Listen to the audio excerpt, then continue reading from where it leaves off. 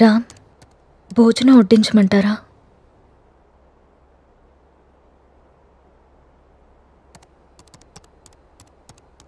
ఊరెళ్ళిన పని ఏమైంది రామ్?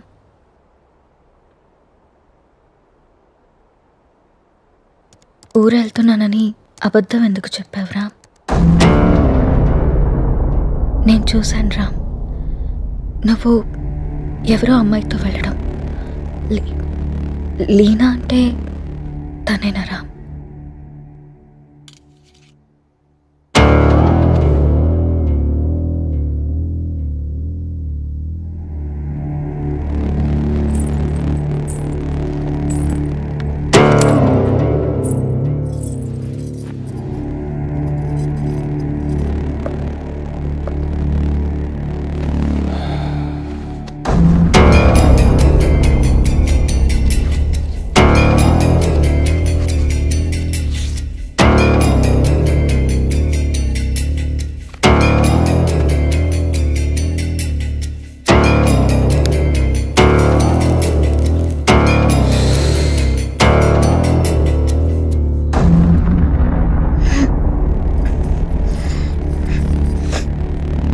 ఇబ్బందిగా ఉందా?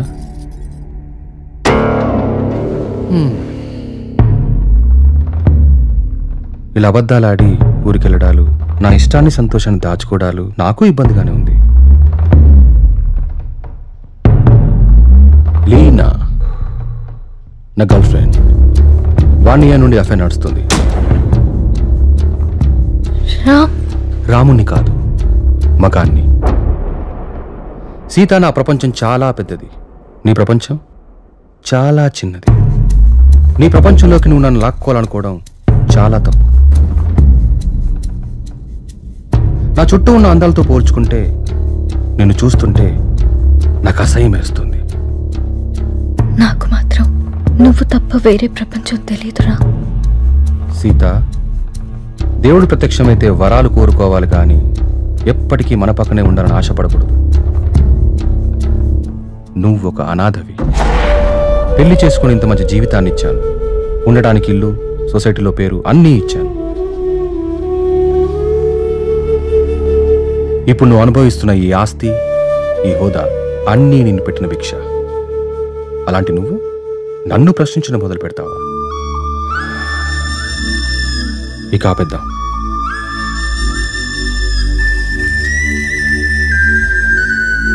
మనం విడిపోదాం. అలా మాట్లాడుకున్నాం ప్లీజ్.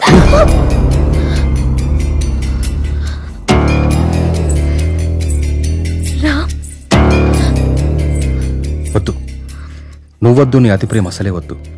నా ఆనందానికి హద్దులు గీసేది నాకు అసలు ఏదీ వద్దు. బాగా ఆలోచించ సీత. చేసుకున్న పాపానికి నీకు ఆప్షన్ ఇస్తా. ఈ ఇల్లు మొత్తం నీకే వదిలేసి నేనే బయటికి వెళ్ళిపోతా. నెల నెల ఖర్చులకు డబ్బులు కూడా పంపిస్తా.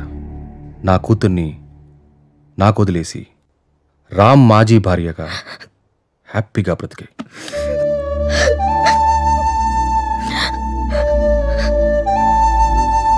నీకెప్పుడైనా నా మీద కోరిక కలిగినప్పుడు కాల్ చేయి, వచ్చి వెళ్తుంటాను.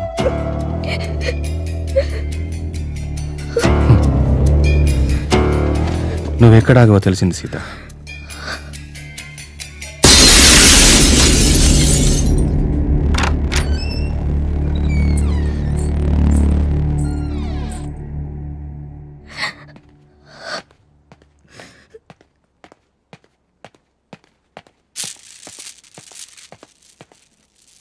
నాన్న కోపంగా ఉన్నారు, మనం వెళ్ళి బతుకుందాం.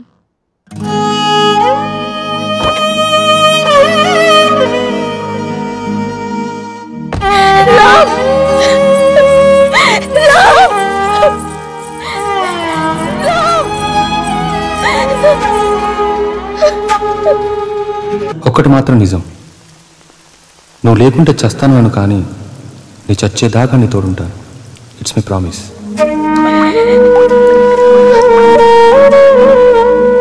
అమ్మా,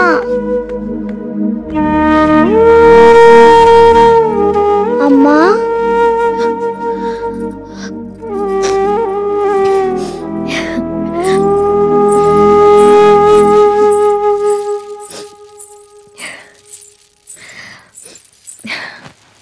అప్పుడే లేచిందా నా బంగారు తల్లి? ఏంటమ్మా అలా ఉన్నావు? ఏం లేదు. నాన్న ఎక్కడికి వెళ్ళారమ్మా? అమ్మా నిన్నే. ఆడుకోపో. మరి స్కూల్? ఈరోజు స్కూల్కి వెళ్ళొద్దు. స్నానం చేయించి రెడీ చేస్తాను, ఓకే. సరేనా? సరే. నీకు వాటర్ టబ్లో బబుల్స్ వేసి స్నానం చేస్తాను, ఓకేనా? వావ్.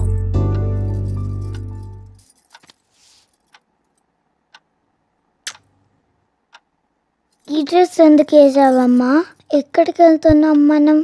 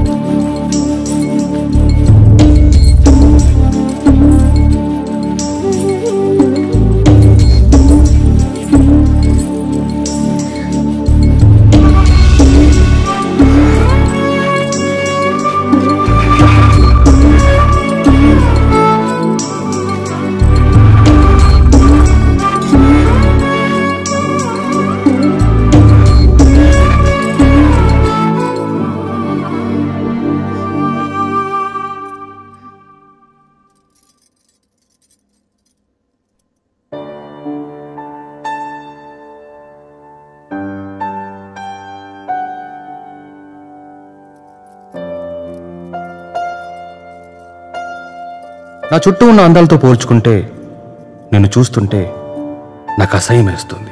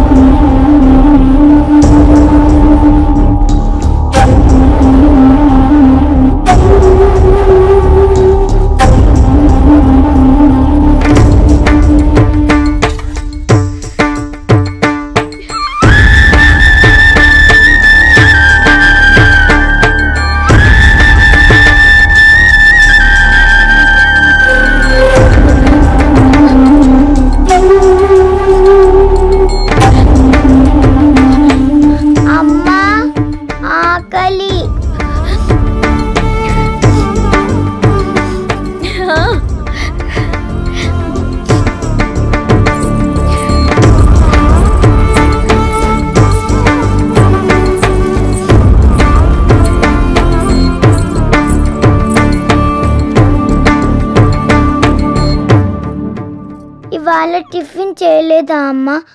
అన్నం తీసుకొచ్చా. ఈరోజు నీకు ఇష్టమైన టమాటా కర్రీ వండాను నాన్న, తినేసి.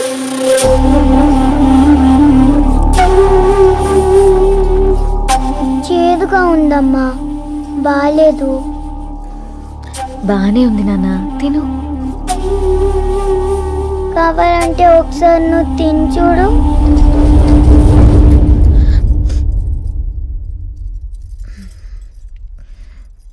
బాగుంది నాన్న, తిను. నాకు వద్దమ్మా, నాకు వద్దు. సరే, నీకు ఇష్టమైన పాట పాడితే తింటావా? సరే.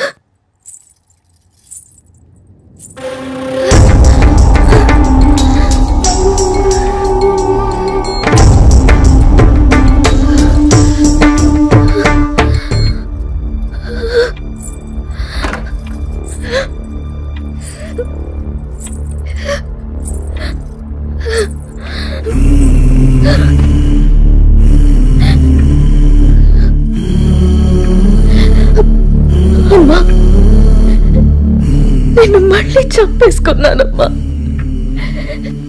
నన్ను క్షమించు.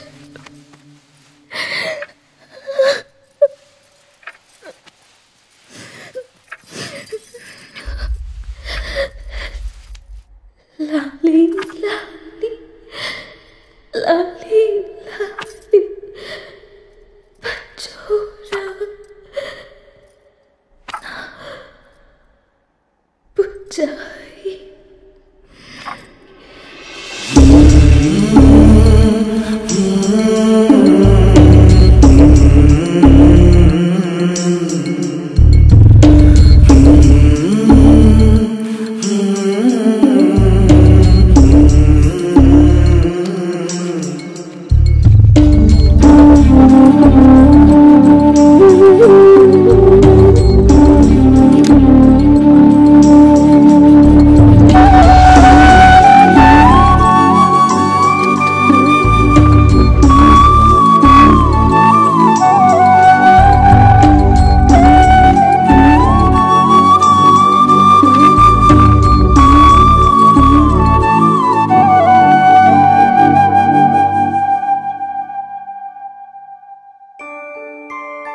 అంజలి గీతిక ఇద్దరు చాలా close friends.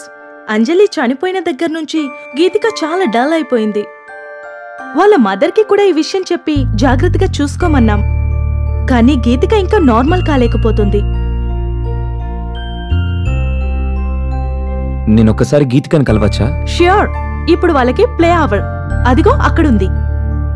Oh thank you ma'am. ఇంతకు మీరు అంజలికి ఏమవుతారు? మామయ్య.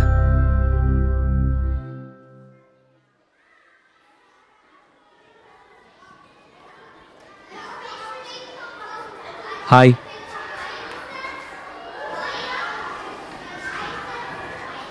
నా పేరు విక్రాంత్. నీ పేరేంటి?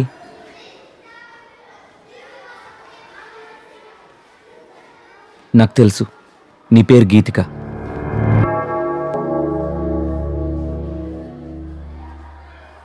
అంజలి ఎలా ఉంది?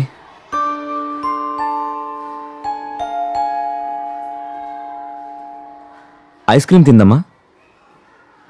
నీకు అంజలికి ఇష్టమైన ఫ్లేవర్ స్ట్రాబెర్రీ ఫ్లేవర్. తిందామా ఐస్ క్రీమ్?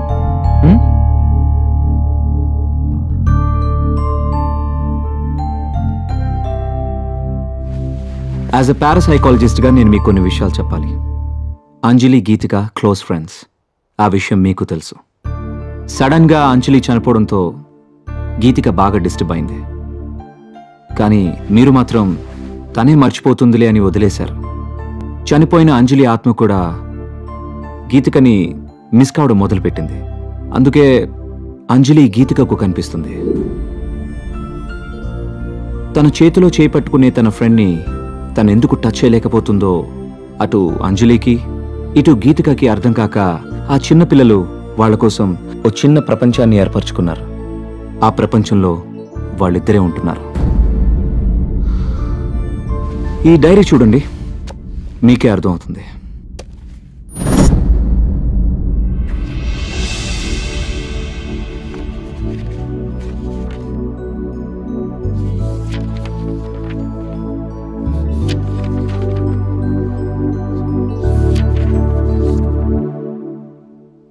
ఇంకా ఉంది, 4 పేజీల తర్వాత చూడండి.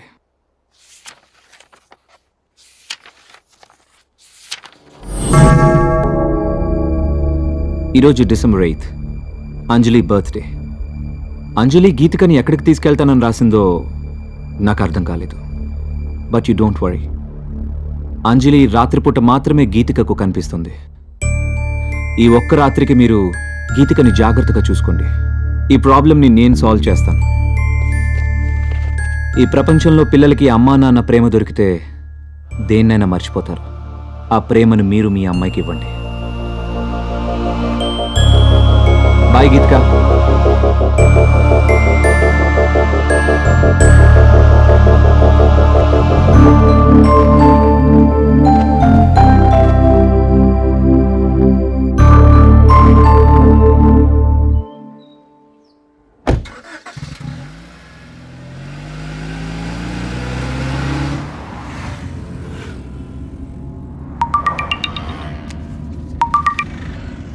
హలో.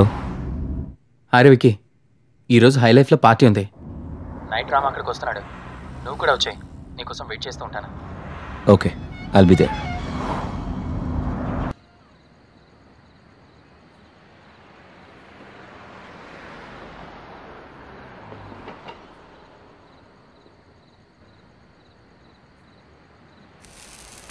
మీరు లైఫ్ని బాగా ఎంజాయ్ చేస్తారనుకుంటా.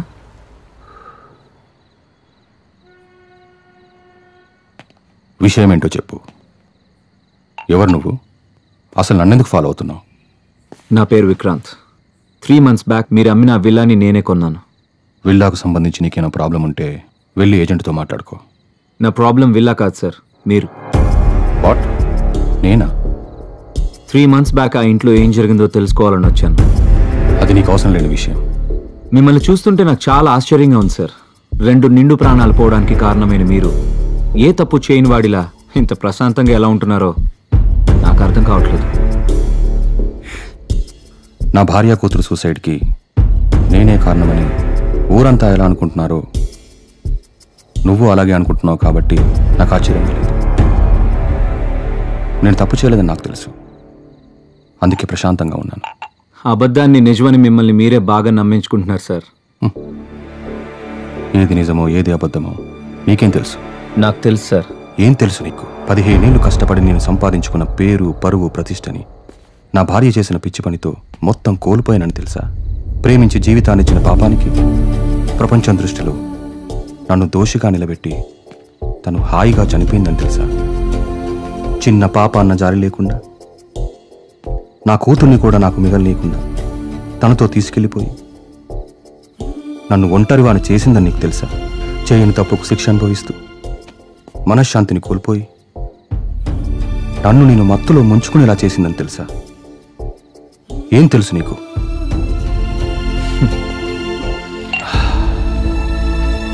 ఆనాడు రాముడు కూడా చేయని తప్పుకి సీతను శిక్షించి తానే ఒంటరిగా మిగిలిపోయానని కుమిలిపోయాడు సార్. మిమ్మల్ని చూస్తుంటే అదే గుర్తొస్తుంది. నేను ఆ ఇంటికి వచ్చాక ఏం జరిగిందో తెలుసుకోవాలని మీ వెంట పడ్డాను. కానీ అసలు ఏం జరిగిందో మీకు తెలియదని నాకు ఇప్పుడే అర్థమవుతుంది. సార్, మీరేదో కోల్పోయాను అని ఫీల్ అవుతున్నారే, నిజంగా మీరేం కోల్పోయారో మీకు తెలుసా? ఇవి చదవండి.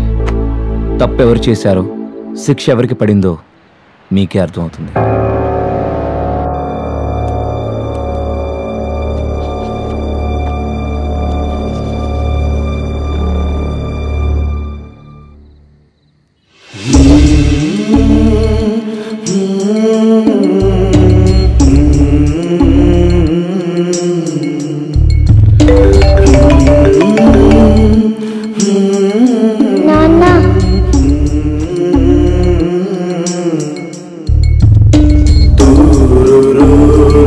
ఈ రోజు ఎందుకో కొత్తగా ఉంది.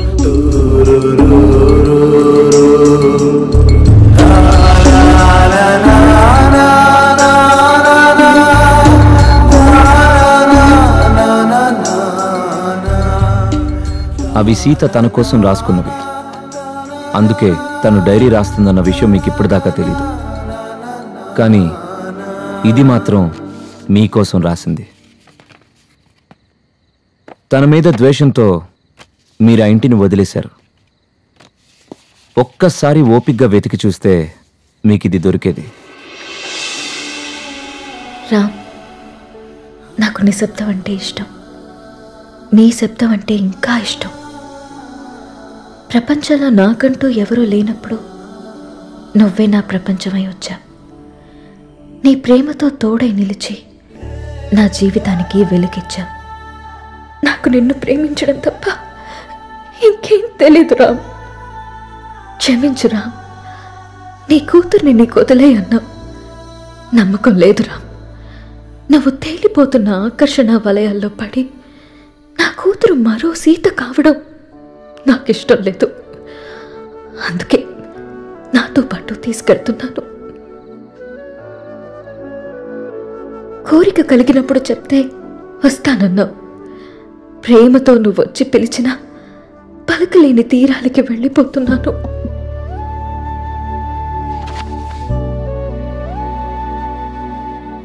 సార్, మగాడు నచ్చితే ప్రేమిస్తాడు, ఆడది నమ్మితే ప్రేమిస్తుంది. ప్రేమనిచ్చినంత సులువు కాదు సార్ నమ్మకాన్నివ్వడం. 7 అడుగులు వేస్తూ మీరిచ్చిన నమ్మకాన్ని 7 ఏళ్లు కూడా నిలబెట్టుకోలేకపోయారు. చచ్చేదాకా తోడుంటానని చెప్పారు సార్ మీరు మీ సీతకి. కానీ తను మాత్రం మిమ్మల్ని చనిపోయాక కూడా ప్రేమిస్తూనే ఉంది. అర్థం కావట్లేదు కదా సార్ నేను చెప్పేది? ఆ డైరీలో మీరు చదివింది వదిలేసి 4 పేజీల తర్వాత చదవండి.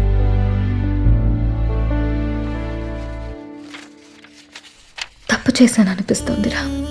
నిన్ను మార్చుకునే ప్రయత్నం చేయకుండా ఆత్మహత్య చేసుకుని తొందరపడ్డానేమో అనిపిస్తుంది. ఆ రోజు నువ్వు నన్ను వదిలి వెళ్ళిపోయాక నా జీవితంలో ఇంకేం మిగలలేదనిపించింది. నీ చూపుల్లో ప్రేమనే తప్ప అసహ్యాన్ని, ద్వేషాన్ని చూస్తూ బతకలేననిపించింది. రామ్, మంటల్లో నేను కాలి బూడిదైపోయినా నీ పైన ప్రేమ ఇంకా బతికే ఉంది. నీ కళ్ళల్లో ఆ ప్రేమని, నీ మాటల్లో ఆప్యాయతని మళ్ళీ చూడాలనుంది. అప్పటికి కానీ నా ఈ ఆత్మకి శాంతి కలగదేమో. నువ్వు వచ్చేదాకా ఈ సీత నీ కోసం ఎదురు చూస్తూనే ఉంటుంది. నీ ప్రేమ వీడ్కోలు కోసం తప్పిస్తూనే ఉంటుంది. ఒక్కసారి రా, ఒక్కసారి ఈ సీత కోసం రావా? నాకు మాత్రం నువ్వు తప్ప వేరే ప్రపంచం తెలియదురా.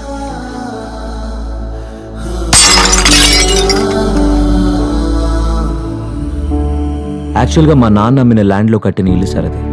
పుట్టబోయే నా మేనకోడలికి బహుమతిగా ఇవ్వాలనుకున్నాను. ఆ ఇంట్లో ఏదో జరుగుతుందని తెలిసి నా ఇల్లు దక్కించుకోవాలని వచ్చాను. కానీ నాకంటే మీకే ఆ ఇల్లు అవసరం. ఈరోజు డిసెంబర్ 8 మీ పాప పుట్టినరోజు. మీరు వస్తారని ఆశగా ఎదురుచూస్తున్న మీ పాపని, ప్రేమగా ఎదురుచూస్తున్న మీ సీతని కలుసుకోవడానికి మీ అంజలి పుట్టినరోజు కంటే మంచి సందర్భం ఏముంటుంది సార్? మిమ్మల్ని బాధ పెట్టాలనో, మీరు తప్పు చేశారని నిందించడానికో నేను మీ దగ్గరికి రాలేదు. వాళ్లతో కలిసి ఉండమని మాత్రమే చెప్పడానికి వచ్చాను.